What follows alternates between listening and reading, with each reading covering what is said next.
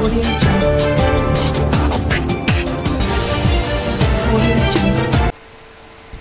वालेकुम, अजीम न्यूज के साथ मैं हूं माही खान। यहां पर हम आपको एक अहम खबर से आगाह करते हैं। डीसी लाहौर सालिया सईद का संगे पुल से अफगान बस्ती का दौरा।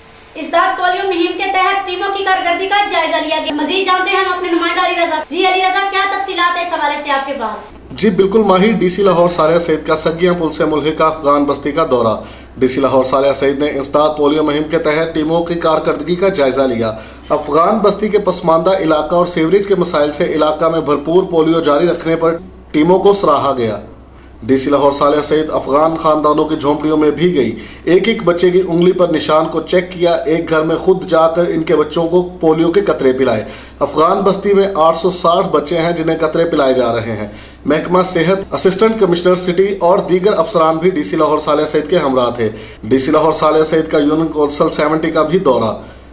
यूसी 70 में 2 घरों के अहले खाना अपने बच्चों को पोलियो के कतरे नहीं पिला रहे थे। डीसी लाहौर सालिया सईद ने खुद जाकर इनको कायल किया और बच्चों को कतरे पिलाए। जी अली रजा, बहुत शुक्रिया इस तफसीलात से आगाह करने का। मजीद खबरों और अपडेट्स के लिए विजिट कीजिए हमारी वेबसाइट।